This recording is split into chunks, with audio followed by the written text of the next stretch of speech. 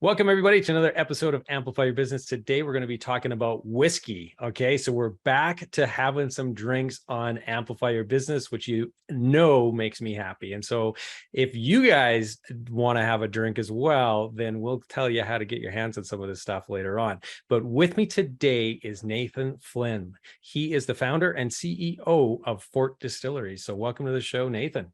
Thank you very much. I'm very excited to be here.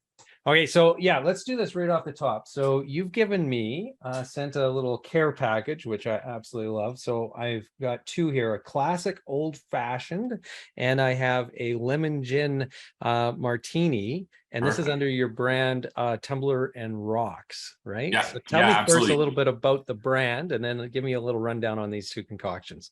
Yeah, totally. So Tumbler and Rocks is our line of ready to serve cocktails. So back in, it would have been 2019. At that point, we had vodka, we had gin, we had a couple liqueurs, but we really saw the rise of the ready to serve, ready to drink category, right? Think like White Claw, Nude, Neutral.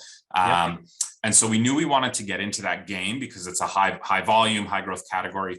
And we kind of looked at the market and everybody was doing something similar, right? There's a lot of canned cocktails, vodka sodas, hard seltzers, hard ciders, that kind of product. But we didn't see a lot of people focusing on spirit forward cocktails. So like an old fashioned, a Cosmo, a Manhattan. And so we made the decision. We said, hey, instead of entering this really crowded space of canned cocktails, let's go after the bottled cocktail space where there's far fewer competitors. At the time, there was really only one national competitor and not a lot of other stuff going on. So we decided to go after that market. We called it Tumbler and Rocks because all you need is a tumbler, which is a glass, and rocks, which is ice. And so these cocktails are designed to be poured over ice and enjoyed. You don't have to mix anything in them. They're good to go. We made them at a kind of the perfect alcohol concentration. So when you pour it over ice, it slowly gets diluted. So you can actually enjoy the cocktail for, 15 minutes. It's not watered down right away. So that's a bit about the brand. Super easy way to enjoy a cocktail. We wanted to introduce people to cocktail culture, who might not have experienced it before, right? If I went to your house and said, hey, make me an old fashioned or a Manhattan, maybe an old fashioned, but a Manhattan or a martini, you'd probably say, I don't really have the ingredients, or I don't know how, right? With Tumbler and Rocks, you just open a bottle and pour it and away you go. Yeah, love it. Okay, so I just poured myself the lemon gin martini. Perfect. So that's what I'll have too. You're gonna have the same thing? Okay. Yeah. So the two that you've got there, old fashioned is our top selling cocktail. It's whiskey based.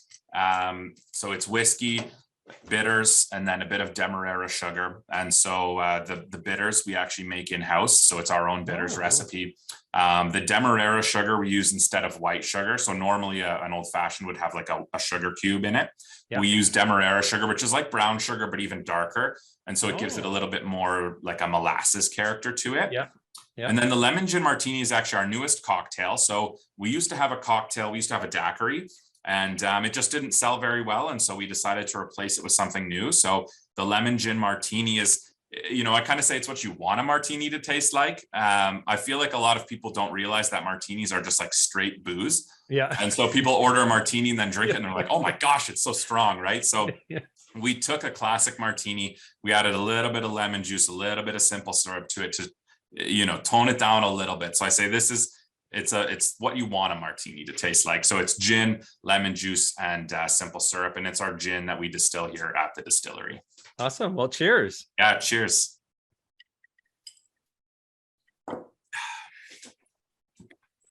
Oh, that is nice. Yeah, it's super refreshing, right? It's got a little bit of that tartness from the lemon juice. Yeah. Yeah, that is really nice. Yeah, so that's our newest one, and it's gaining popularity quite quickly. I love the bottles, these little bottles that you have too, nice glass bottles. And Thank you. Is that something that you're very intentional about in terms of the way that you're packaging it?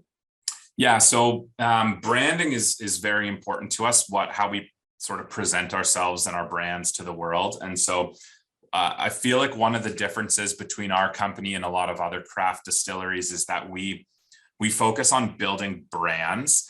And so we didn't call the cocktails Fort Distillery cocktails, right? We called them Tumbler and Rocks, right? We came up with a new brand identity for them. Same with our whiskey, Mountain Pass Whiskey, right? It's not called the Fort Distillery whiskey, it's Mountain Pass Whiskey. It has its own identity. And so we put a lot of thought and intention into each of our product lines. And so the cocktails, they're in a nice glass bottle, a little bit higher end. Yeah. The paper label gives it some of that texture.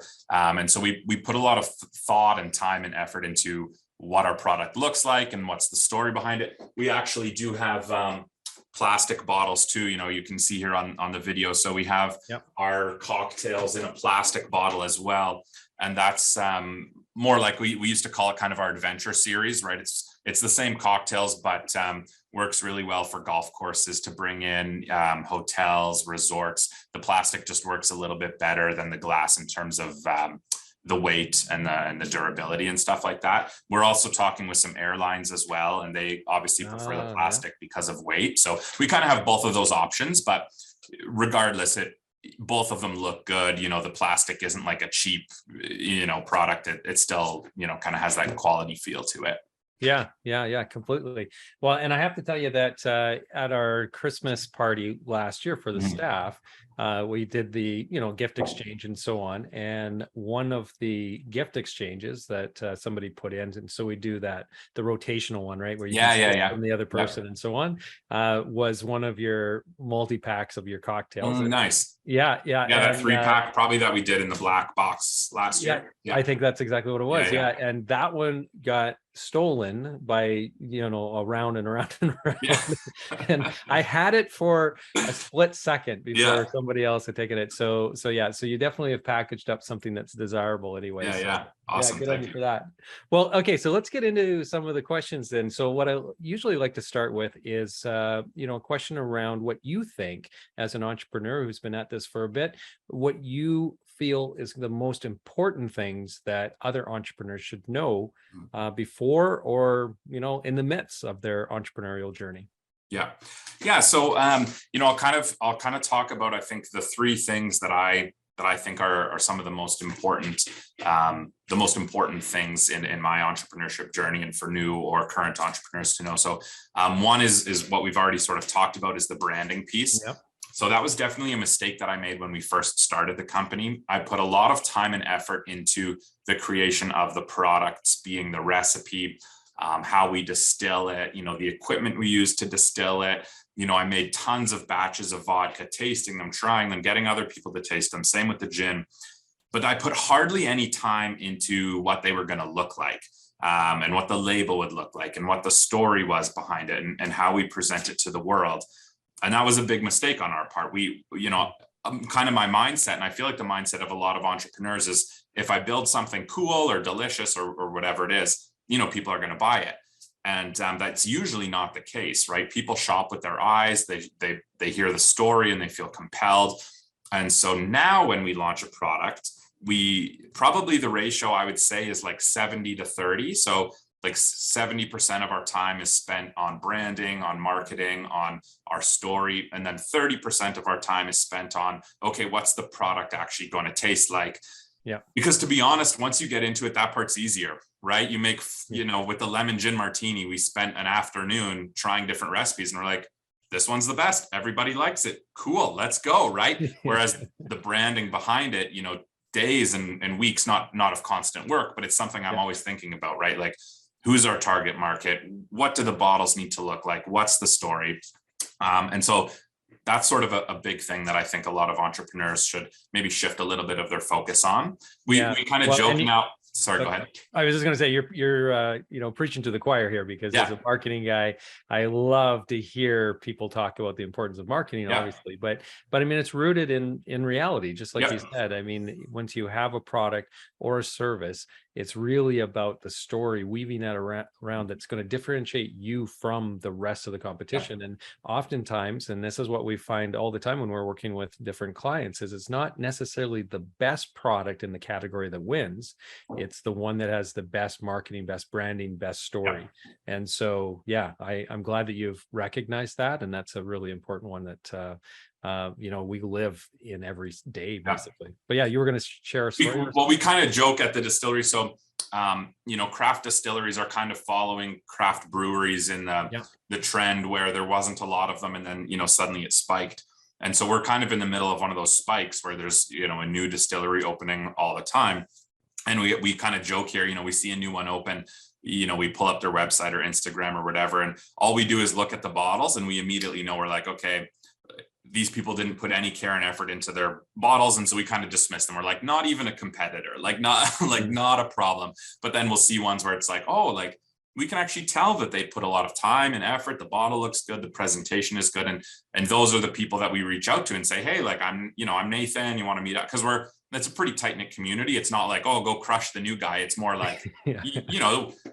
How can we help each other and stuff. So we do really judge like the quality of other companies based on what they present to the world. So so that's one big thing. The second thing I wanted to bring up is mentorship. So mentorship has been hugely important in my entrepreneurial journey and was hugely lacking in the first couple of years. And I kind of look back at a lot of the mistakes I made, and I recognize that if I had had somebody or a group of people to talk to about, my decisions and what I was doing, I could have saved a lot of money, grown a lot quicker. When I launched, I didn't have any partners, like it was just me. And so a lot of the decisions that I made were just, well, I think this is best, right? And so now I've built a great mentorship group. I'm part of a couple like mentor groups, and it's been hugely beneficial to me. And so that's one thing that I really wish, if I could go back, I would have specifically sought out a mentor or mentors kind of right at the beginning of my journey. Yeah, and I hear this across the board, actually, but where I hear most people really jumping on that mentorship program early on are in the startup tech space. And I'm starting to hear more people outside of those incubators now actually talking about it. And so it's kind of spilling into the mainstream, I guess you could say. And so I love to hear what you're doing. And so in terms of finding those mentors, you said you've joined some groups. Can you share with our audience how you were able to find the groups or the mentors that you wanted to, just in case they also want to? Yeah. So what kind of started my search for mentorship, I guess, was the rapid growth of our company when we launched Tumbler and Rocks. That was our first kind of breakthrough product, if you will, that kind of took us on that upward trajectory. And we went from, basically 1.5 staff to 5 to 7 full-time people, 10 part-timers. Like it was within like a year. And I felt, as the owner, I felt very overwhelmed and didn't know what I was doing. And so that's sort of when I sought out mentorship. One of the first things I did was I took a course, not really a course, but something called ATBX. So it's run by the bank, by ATB. It's sort of like their accelerator program. I believe it was like an 8 or 12 week thing where you meet once a week, and each week, they kind of had a different learning piece. So one day was branding, one day was finance, one day was operations. They just kind of went over like the whole basics of entrepreneurship, and that was a very helpful course. And that's actually where I found 2 other mentorship pieces. So one of the groups I was introduced to through ATBX was called VMSA, and so it stands for Venture Mentorship something or other. And so I'm part of the Calgary group, even though I'm based in Edmonton. There is an Edmonton group as well, but you have to be connected to the University of Alberta, which I didn't go there, so I couldn't join that one. But that has been a hugely beneficial program for me. It's a group of 3 mentors that meet with you on every 6 weeks. And you just kind of go through the struggles of entrepreneurship. That one is more for personal growth and development. So you don't really talk like hard business problems. That one's more like leadership and work-life balance and that kind of stuff. And then the other group that I was in, or that I am in, is called the Entrepreneurs Organization. And so I joined their accelerator program last year and ran through that, and that was game-changing for me as well. Just a ton of learning, a lot of people to bounce ideas off of, and so that's sort of what I've done to get some of that mentorship. Yeah, excellent. Yeah. And so what would be number 3 then? Yeah. So then that third one is kind of interesting, is kind of a mindset switch on your time. So this actually came from one of my good friends who owns a business, but he looks at, as the CEO, he looks at all of his hours as billable. And so he looks at his time as really specifically time is money. right? And that was a real kind of game changer for me, especially when it came to delegation, right? Like I looked at the value of our business and, looked at how many hours I put in, and, not to be presumptuous, but I said, okay, my time is worth quite a lot, right? Like I've built a pretty significant company in 4 years with this much time. So each hour that I spend growing the business is hugely beneficial. And that helped me to cut a lot of things out of my life or delegate a lot of things. Some of it cost money, but then I was like, you know what, if my time is worth X to grow the company, it's worth it for me to kind of hire some things out. So just a couple like easy examples would be like shoveling the snow on our sidewalk is not something that I enjoy. And it would cause me to come home from work an hour earlier, and I found somebody to do it for $20, right? So I'm like, my time is worth more than $20. They're happy to do it and make $20. That makes a lot of sense, right? So that was sort of something in my personal life that I was able to outsource. But then even in my business life, it made it a lot easier to delegate tasks. I feel like a lot of entrepreneurs struggle with delegation, but it's really the only way to grow your business. And if you look at your time as having real value, filling out forms or whatever it is probably not the best use of your time, right? So that's sort of the third thing is look at your time as billable, and that'll help you really focus on what activities you should be doing, right? Like lawyers do a great job, right? Like, when I get a bill from my lawyer, it's like 0.2 hours, 0.4, right? I'm like, man, like they're like down to the minute, right? And I feel like entrepreneurs should think about themselves that way too, right? Even though personally, I hardly pay myself anything, my value to the company is quite great, right? So just thinking about your time as billable, I think is a kind of a cool concept for entrepreneurs to think about. Yeah, I think it's a really great concept. And one of the challenges that I know that I've had when I've gone through those exercises and really been trying to be diligent on it is like, okay, I know that my time is worth more than what I should be investing into this task, whatever that task is. But I get trapped sometimes but it's going to take me so much time to train somebody to do that, or it'll take just as much time to tell them what I need done as it is for me to just do it. And so I just jump in and try to do it. And then, and it's false because totally. I'm not creating that capacity then within the team. And that's really problematic. For yourself, how do you overcome that? Because that is something I think that a lot of entrepreneurs fall into that kind of trap. So how do you be like, no, God damn it, I'm going to have somebody else do this? As painful as it might be to get them trained up on it or to explain it to them or whatever. It's like, no, I'm not doing it. I guess one of the ways that I look at it is the longer term thinking, right? So I'll think, okay, like you're totally right. Like there are some tasks where I'm like, you know what, I can do this in 5 minutes. I know somebody else, it's going to take them 15. But then how I think about it is if it's something that I'm literally only ever going to do once, I'll probably just do it. But if it's something that happens every week or every month, that's how I get it through my mind. And I'm like, okay, I can do it quicker. But the problem is I do this every month. And that time really adds up, right? Actually, that just made me think of a great book that I read a couple of years ago called Atomic Habits.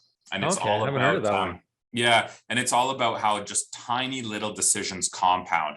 And so that you can actually see on the wall behind me this quote, and it says, time magnifies the margin between success and failure. It will multiply whatever you feed it.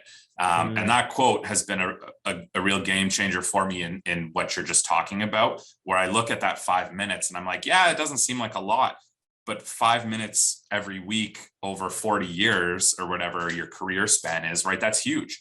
And so if I can take 5 minutes and even go home 5 minutes earlier and spend time with my kids, right? Or whatever is most important to you. It doesn't seem like a lot, but that over time makes a huge difference, right? Think about compound interest on an investment, right? When you run those like compound interest calculators and you do 20 years versus 40 years and you're like, holy shit, like I wish I started investing when I was 3, right? So that's sort of how I think about it. And then I'm like, even though it's not a lot of time, over the long term it is.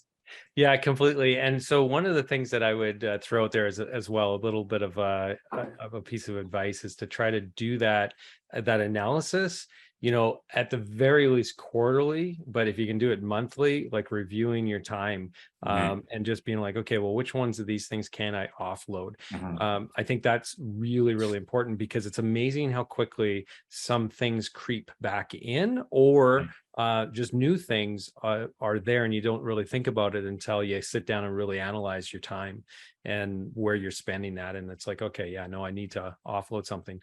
And that, as an example of my own, so doing this series, so Amplify Your Business, we were only recording once a week is what our distribution was for the first like 2 years almost of this.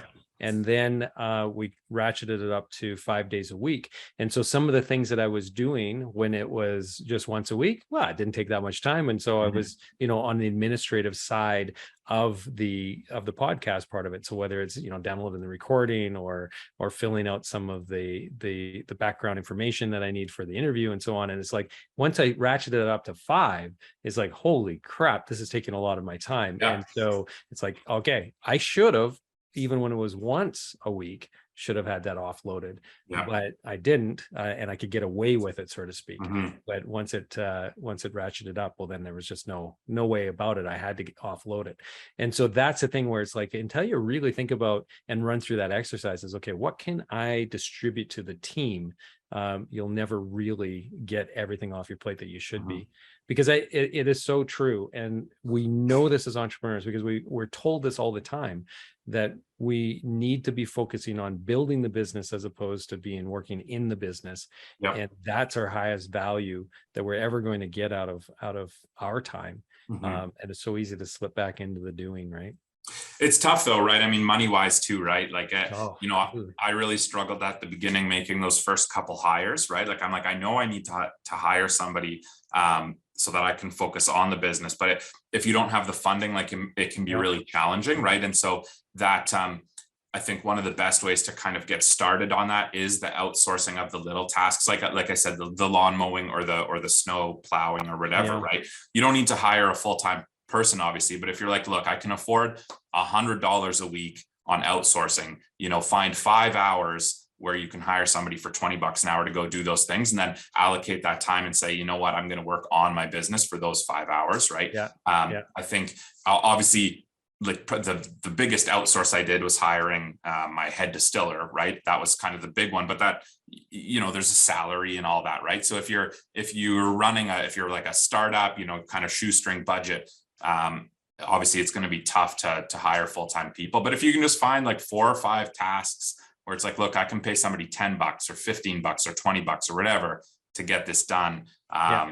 Even that makes a huge difference, right? Those little blocks of time. Yeah, it's incredible. So I'm really curious, what was the inspiration for Fort Distillery? Why did you start this business? Yeah, so I've always kind of had that entrepreneurial drive. Like growing up, I would try to sell like the herbs and the raspberries from my parents' garden, or I used to raise like rabbits and chickens. We lived out in the country, right, and try to sell them or sell the chicken eggs or whatever. So I always kind of had that drive. I went to university for chemistry. So I went to the King's University here in Edmonton, got a chemistry degree. But I filled all of my electives as much as I could with business courses, kind of realized throughout my degree that was really my passion. And then after my degree, I was working in agriculture for the government as a crop inspector. Okay. But again, I always kind of had this entrepreneurial thing in the back of my head. I was like, I want to do a business. And I would have these ideas, and I would kind of run them through a test and say, okay, using a coffee shop as an example, right? I was like, oh, should I open a coffee shop? And then I would kind of say, you know what, would I quit my, well-paying government job to go run a coffee shop? Nah, I'm not that passionate about it, right? So that was sort of my litmus test. And then one day I read an article in a chemistry magazine about a bunch of chemists opening a distillery in Ontario. And I thought, hey, I'm a chemist. I like booze. Like, this seems pretty cool. And so I went and talked to a bunch of other distillery owners here in Alberta. So that would have been in 2017. It was a new industry. It was growing. Everybody who was in the business seemed to be doing well and enjoying it. And so in 2017 is when we made the decision to open the distillery. And we opened in September of 2018. So it took about, 10 months-ish of research and testing and all that good stuff. But yeah, that was kind of the inspiration behind it was the chemistry side of it. And I said, hey, I've got this skill set of chemistry, also the agriculture. So I, have access to grains and stuff like that, raw materials. And I'm passionate about it, right? I've always enjoyed a good scotch or a unique rum or gin or whatever, right? And so when I looked at the industry, I said, would I quit my steady government job for this? Heck yeah. So it kind of checked all the boxes for us. And that's how we got started back in 2018. Yeah, really cool. And so, like you mentioned at the outset, that it's like the spirits industry has really, and distilleries have really started to follow in the footsteps of the craft brewery industry, and that's really starting to mature. I mean, I think we're 160, 170 different breweries now in Alberta. What do you think is the future for the distillery side of things? Do you think it's going to, are you at the apex yet of that trend, or is there still lots of room for it to grow? I think we're on the upward curve right now. There's a ton of new distilleries opening. I think there's probably already too many. So I think it'll follow probably a similar trend to breweries, where a whole bunch open. And then sort of the gold good ones will stay, and a lot will not necessarily close, but just never kind of reach that level of big business, I guess, if you will. The thing with distilleries versus breweries is just the volume, right? Like, people just drink a way more beer. Like, that's just a fact, right? And also going to a brewery, a lot of breweries can have like a brew pub in them, right? Like the volume that you can sell from your pub inside your brewery is quite a bit higher than what most distilleries would sell from their cocktail lounge.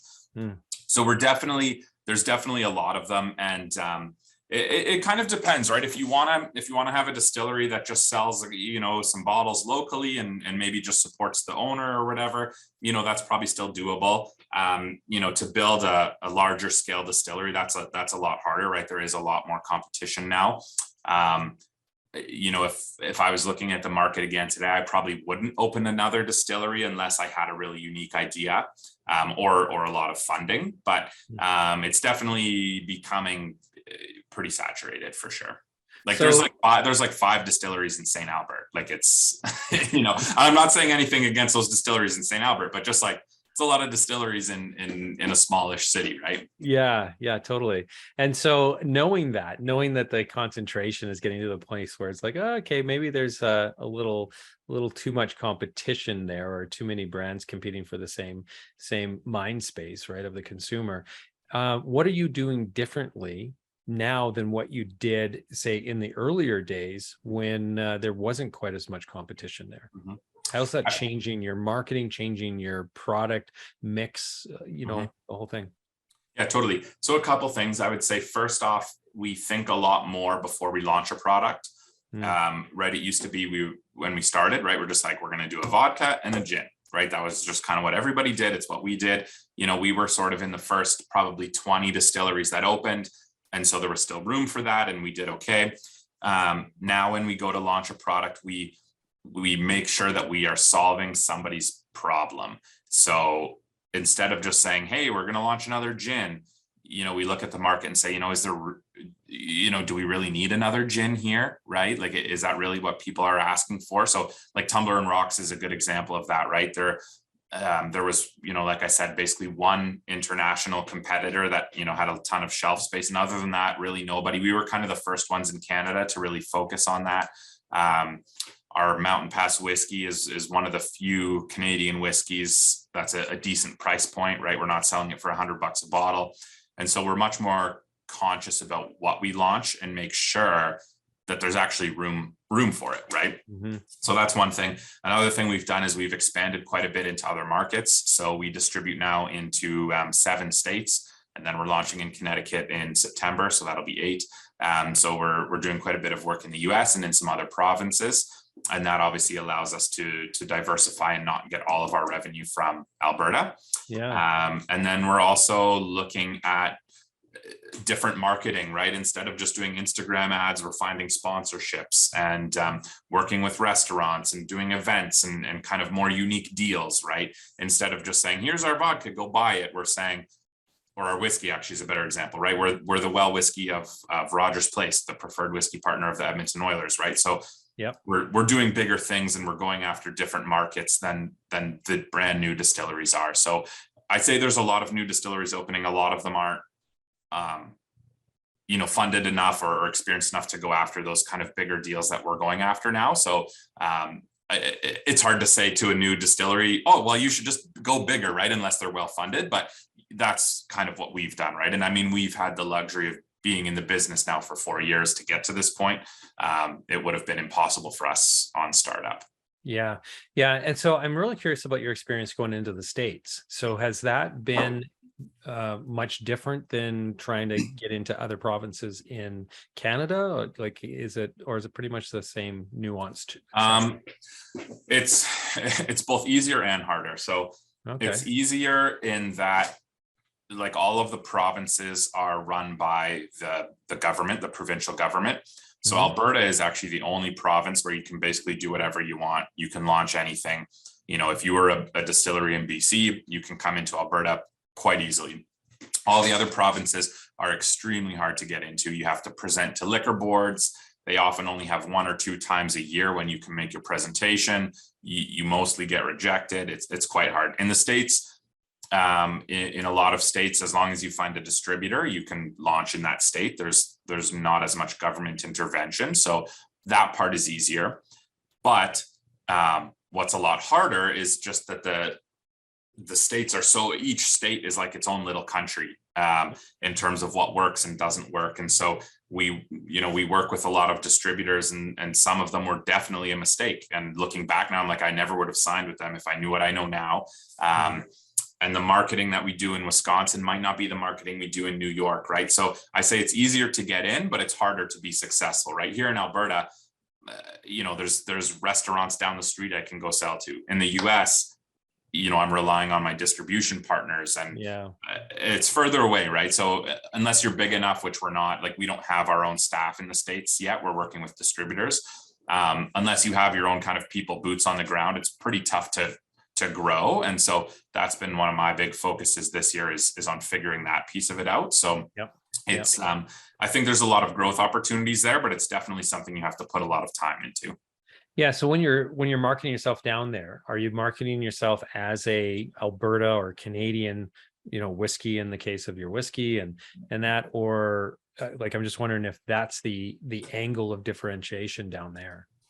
It is for the whiskey. So with the whiskey, we do advertise it as Canadian. The whole story behind the whiskey is that we're using glacier water. It's very Canadian. The label has the Rocky Mountains on it, right? Like, that's the story behind that brand. So with that one, yes, it's a Canadian whiskey, clean water, quality grains, that whole story.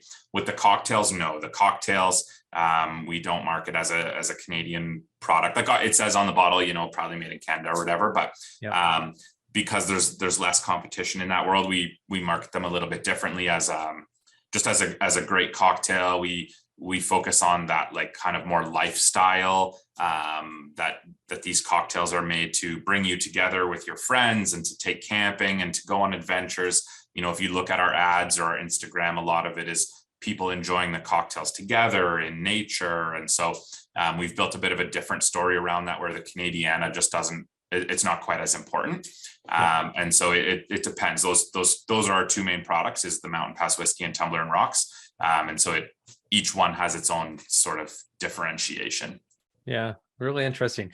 So now when it comes to your business, and like you were talking about, if you were to go back and do some things that are slightly different, knowing, what you know now. Yeah. But what if you had like an extra infusion of cash, say in day one? Would that have changed anything that you would have done in terms of product development or marketing or market penetration strategies or anything like that? Yeah, if I had more money, and knew what I know now, I guess it would have changed. If I had just had like $1 million and known what I knew then, which was nothing, it probably would have been probably bad. would have been good. It would have been worse, right? I would have wasted it all on random garbage. But yeah, knowing what I know now, it definitely would have been different. Heck, even having just $1 million right now would be great. But so back then, a couple things that probably would have changed. I would have, like I kind of mentioned at the top of the show, I would have spent more money on marketing. So when we first started, we had a graphic designer that we just, kind of paid by the hour, but I led it, right? I said, this is what I want everything to look like. And then he built it. I built the website myself, our initial website. There was a noticeable switch when we hired like an actual professional marketing company, which would have been in 2020. A huge switch, but they're expensive, right? Like, they're minimum $5,000 a month for a full service marketing company. So if I had had more money, I would have done that right off the bat, is hired a professional marketing company. I would have taken more time to figure out the brand story and how we present ourselves to the world. I would have done that. Another thing I would have invested in at the beginning would have been some more automated equipment. So that's been a huge game changer for us over the past 2 years, is having some more automation in our system, right? It's just allowed us to be a lot faster, more efficient, have less packaging staff. So if I had had some more capital at the beginning, I would have done that. And then the final thing I probably would have done would have been to hire my own salesperson. So at the beginning, it was just me doing all the selling, but obviously that, took me away from growing the business. I mean, selling is growing the business, but you know what I mean? And so we would have hired like an experienced brand manager, kind of right off the top. Because again, once we hired a sales team, we noticed that difference in the deals that they were able to bring to the table versus what myself with no liquor experience at that time. So those would have been the three things: spend more time on branding, more automation, and more on sales. Yeah. I can see those all really paying off for any business that is, in your space. But then also, like, when you extrapolate that, it's about, the efficiencies. It's about, having the right tools in place, regardless of what kind of business you're in, and the right people, whether that's, you have to hire that out as contractors or as service providers, or whether that's internal, right? It's, it really comes down to those as really big things that move the needle for any business. I now, like, I'm just thinking, like, in terms of more almost like if you were to be able to mentor your younger self. So let's say you're penning yourself a letter, and that letter you're going to deliver, to yourself 4 years ago when you started. How would you mentor yourself at that point? What would be in that letter? I think the number one thing, or one of the number one things, would have been my comment that I made earlier about finding a problem to solve.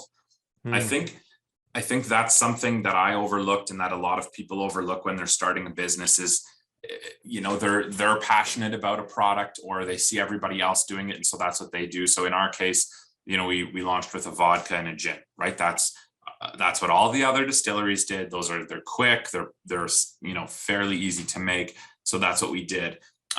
If I fairly broad audience too, right? Yeah, yeah, totally. But once you get into it, you kind of realize, okay, this is also what everybody else has. Pretty crowded. Also, like, the vodka category is huge, but it's basically like 4 brands that everybody buys. The gin category has like 500 gins. Like, it's crazy. So if I could look back and talk to myself, I'd say slow down a little bit and actually go through a liquor store, talk to, bartenders, and see if there's any opportunities or problems that you can solve, instead of just saying, here's a vodka or a gin, right? Because when we launched Tumbler and Rocks, which actually solves a problem, right? That you want to have a cocktail at home, but you don't have the ingredients. Selling it became so much easier, because you can say, you have a problem, I have the solution, give me money and I'll give you the solution, right? Whereas when you're trying to sell a vodka, it's like, here's a vodka, there's like 100 other ones, but you should buy mine, right? Because it's whatever, has, special wheat in it or whatever, right? You know what I mean? Like, so I think that'd probably be one of the number one things I'd say to a younger Nathan starting his business. And that's the advice that I've given. There's been a couple of people that I've I've chatted with who have opened distilleries, and that's sort of my number one thing is like, don't just do what everybody else is doing or what you're passionate about. Like what you're passionate about is important, but if you're really passionate about vodka but nobody buys it, like who cares, right? Find a problem to solve, because that, even if it is a vodka, maybe it's a, I don't know, super premium vodka, because that's actually what people want and there aren't any on the shelf. Within crowded categories you can still find those little nuggets of problem solving, but it just takes some more research and some more time. And so that would be one of the number one things I would have said, because it took us, we launched Tumbler and Rocks in 2020, we opened in 2018, so it's sort of 2 years of having a product that people wanted, but it didn't solve anybody's problems. And then it was definitely a night and day switch when we suddenly had a product that actually solved the problem, just in terms of sales and the ease of selling and marketing it too, right? When you're solving a problem, it becomes so much easier to write ads and stuff like that. Totally. Now I am curious about, did you just kind of stumble into that as being, these guys as being the solution to a problem that was in the market? Or after a couple of years, you're like, okay, I'm tired of banging my head against the wall on this and competing against all these other brands. I need to find a different way to, do this. And so let me now really focus on the research part of it. Yeah, it was number two. It was okay. After 2 years, I was like, you know what? It's not like we were going bankrupt or anything. Like we would have been fine, would have remained like a fairly small business, but I just said, you know what, this isn't what I want. I want to be a big business. And I know that with my current products, I'm not going to get there. And so it was definitely more of a specific search to say, okay, I know I need something that solves a problem. And so, I pretty quickly, I was like, okay, probably something in the ready to drink arena. I did a lot of research on canning and had a lot of ideas. And, at one point we were going to do like a spiked cold brew, I think. We were going to do like a gin and juice. But then, again, looking at that category and seeing, okay, there's already thousands of canned cocktails out there. And then we were like, okay, what were we going to do? We were going to do cocktails in big bottles, in 750 ml bottles, right? Some of the we had a cocktail lounge here. And so we're like, well, maybe we can do like a bottled, bee's knees or whatever. And then, so I started doing research on that. And then I stumbled on a company in the US doing the little 100 ml bottles.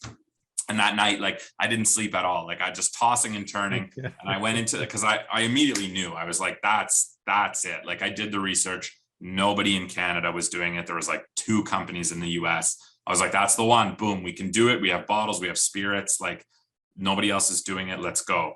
And so the next day I came into the distillery and told my staff, I was like, we're switching gears, folks. Like it's on to cocktails. And so it was definitely a deliberate search to say, okay, I need to find something that solves a problem. And it solved a bunch of problems, right? There was, I remember trying to sell our vodka and our gin to some licensed cafes, right? Because they all have craft beer. So in my mind, I was like, well, you have craft beer, you should have craft spirits. But they all said the same thing. They're like, yeah, we like craft spirits, but we don't want to make cocktails. It's too hard, it takes up too much space.